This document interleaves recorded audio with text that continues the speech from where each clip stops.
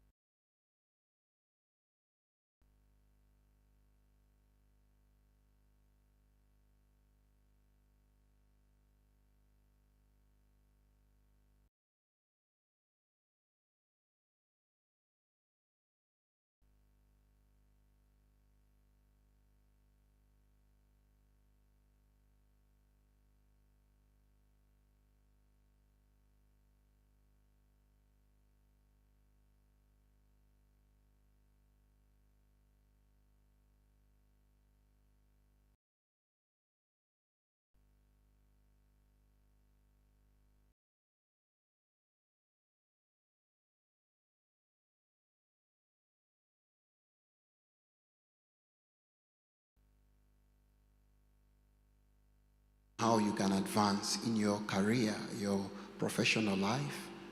And I'm talking to young people, so you can see the colors, vibrant, wonderful, nice stuff. Yeah. So we're young, we're vibrant, and I'd like to see the same energy in this place. So let's move on. Let's move on. We can move to the next slide. So I just want to paint a picture to you. So I graduated. I finished my college in 2011. The graduation in 2012. By then, when I finished, while I was waiting to find another job, I was just applying everywhere. We had the opportunity to be invited to audit firms. So I did accounting, Bachelor's of Accountancy degree at the Polytechnic, now MUBAS. So work on various interviews, plus I was also just looking for a job. And immediately after I left college, a certain friend was setting up a university, Martin Business College. It's a long time ago. Tried it. So they called me, and I was working there temporarily while waiting for a job. And luckily enough, by April 2012, I was able to get a job at Nico as an accounts assistant. I remember I was coming from an interview from PwC, and I was passing by Nico, and I had my letter. So I used to walk around with letters. You guys have got, you can apply even things on WhatsApp these days. Yeah, someone is wondering, WhatsApp? Yes, there are WhatsApp employee channels. So if you don't know, please search for them. They are there. But there was nothing like that during our time. So I was walking around with letters. So I just left a letter at Nico, and we were praying about it with my uncle, the man of God also knows. And luckily I was called for interviews, and I prepared as if that would be the only thing, that was the only opportunity that I felt I had. Yes, I had other opportunities, but prepared for it, and good thing I was taken there. But when I arrived, I had an advantage of knowledge. Can you tell your neighbor? Advantage of knowledge. So Pastor Aubrey had taught us before, because I joined the ministry when I was in my first year, luckily. And I was also given leadership positions. Do you know, back then, we are many now, we used to do everything. I remember I was once a certain conference, our first conference, I was the treasurer, I was the chair, I was also the guy going around putting posters, mobilizing resources, selling things across town. So we used to do everything. So I was taught on leadership at that age. So I took that and I embraced the same spirit when I started my job. So while I'm putting the timeline there, I want to show you something that had been moving. So from 2012, I started my job on 2 April. By next year, 1 April, I moved from accounts assistant to finance supervisor at Nico Life. Now, I was very young, even in stature. I used to be very small. And when I joined Nico, I saw there were people that were teaching me the job. There were old people, some with children. So I was supervising people from Zuzu, Lilongwe, and Blantyre, the finance supervisor. That was the role. And then by 2015, I decided to move. Nico was, there was a lot of work. A lot of work. We worked. Pastor knows, I wanted to leave at a certain point, go to Lilongwe. There was an opportunity. My man of God told me, no, just stay there. And I listened. That's another lesson. Sometimes listen to your mentors and to your people that can speak to your life. Have someone who has got an authority that can speak to your life. So I listened, I stayed. An opportunity came out in Old Mutual Investment Group, where I'm working now. Started working there as a team leader. When I was leaving Nico, they wanted to make me assistant finance manager. I refused because the job I was getting was not finance related, like not in accounting. It was investments administration. And the CFO then, I remember, was outside the country. He called. We spent the whole afternoon discussing that same issue, that I should still stay. But I left. I went to Old Mutual. I landed Old Mutual 2015 February. By next year, 2016, I was portfolio administration manager. I was given a new department that wasn't there before. And just stayed for some 2 years. Then I was made head of finance. And when I became head of finance, when I was joining Old Mutual in 2015, I used to have a finance manager on me, The next year, we were on the same level. 2 years later, I became her boss. So someone I was reporting to. But I'll give you the lessons why that happened. So I'll show you why. So someone who I used to report to now had to be reporting to me, and it has gone on. In 2020, I was given the post of head of finance and administration. And as I'm speaking right now, I've got a joke, I call it a joke, I kept somewhere, a director of finance and administration stroke, deputy CEO at a certain company. I've just kept it because what Mutual is saying, you can't go. So that's a story for another day. I've just kept it somewhere. So can we go to the next slide? So this was just highlighting what was happening. So, yeah, next. So, lessons, what has happened over time for me to really accelerate quickly in my career. Because one thing, at every level you are, give it your best. This is a lesson I've learned in this place. This is a lesson I've seen the ministry move at. No matter how small, you see how serious we are with things here. Even time, some of you were still eating, you heard it's half one, you thought that we're going to wait. Nope, half one we start. So at every level, we give it our very best. I took the same lessons we're using in ministry, because I remember there was a time, pastors always told us that in ministry we don't beg, we will never do what do you call them, big walks, asking for money. We have never asked for money for anyone. And I know this because I'm the director of finance here. So I know we don't ask anyone. We don't ask for anyone to fund us. People look at the things we do. Maybe for some of you that are not from here, the moment you enter that place, just that whole land up to here is ours. So we have never asked for any handouts. But at every level, we have given our very best. There were times when I was telling you that we had to go, we were making cakes, some donuts. I remember I ever sailed in marketplaces along Zingwangwa, going there to sell those things so that we can raise money. We sold samosas, meat pies at Pole, in rooms, going around. We're just giving our very best. Every service we gave our very best, even with little instruments. I remember Pastor take me, let's go buy equipment. Some speakers that I could carry 2 and a mixer on my own and bring them to the service, but we're giving our very best. I took the same spirit to my workplace. When I started accounts assistant, it's a very small job, banking, doing reconciliations, but I gave my very best until the finance manager noticed something, that this guy is different from the others. And she started to give me, when Sanlam was coming to Nico, she started to give me the contracts for me to review after they have drafted. I was an accounts assistant. And some people were saying, they're giving you a lot of work, more than what they are paying you for. I said, no, I'm here to learn, because I didn't know anything. So I learned. A year later, I became their supervisor. The one they're saying that, now, you see, all the work I was doing, I was not being paid. My salary was more than tripled, what, now. The one they're saying, don't work more, was now telling them, now you guys need to work more. You see? That's the way life is. You see? And I gave my very best. I went to Old Mutual. When I was promoted to portfolio administration manager, what happened was Nico needed me back. They tried to replace me with an assistant finance manager when I left. 3 people or 4 people within a year left. They couldn't cope with the pressure. They remember their, in Chicho say Kasula, the one who used to tipula a lot. They remembered him. They came and said, come back, my friend. What do you want? They told me, mention anything. What do you want? We're giving you this post. I signed the contract. Friday, I went back to the office. I told my boss that I'm leaving. Monday, they released a position that was in there, portfolio administration manager. They say, apply. I was like, I'm not going to apply. They said, anyway, we're still going to call you to interviews. I went to the interviews, so just formalities. I didn't apply. See one of the interviews. Same day, interviews done. Before knocking off, they call everyone that Kelvin is now the portfolio administration manager. Now set up the department, you see.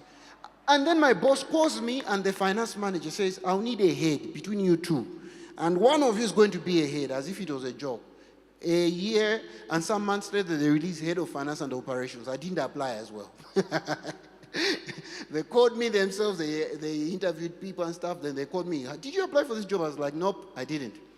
They're like, apply. I didn't even go there. I sent someone, go leave my letter to HC. We call it human capital. drop the letter, they call me for interviews, the toughest interviews I've ever had. Good thing we had the tent. Soon after the interviews, I went to the tent. I prayed. I was successful, went for a second interview, a psychometric, went into an interview from 8 to 2. Just imagine one interview, 8 a.m. to 2. Came back, went straight to the tent. I used to come every lunch hour to tent to pray every day. Some of you love food too much. That's why you are still there. I used to come every day, lunch hour, I was there. I was like the member, me and Atsogo used to join everyone who used to pray. We were very excited about the tent because we suffered to bring it there. So we used to patronize it. Every lunch I was there to pray. They also picked me as head of finance, and they called me that day to say, hey, can you manage the name of my former boss? I was like, can I manage this one? Like, you were successful. Go get quotations for a car. So my old car, the Hilux that I used to drive, they just told me, go pick up quotations. So I pick up that one. Yeah, and here I am. I'm still changing cars. I don't know about you.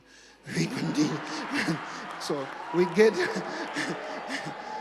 new ones, yeah, without any kilometers, with papers where you remove papers from them. So you can get that. So, but I gave my best at every position because this world needs people that can be distinguished. It's not for mediocre people. So I've said that humble beginnings are not a pass for mediocrity. The problem with many people is you offer substandard services. Therefore, you deserve substandard positions.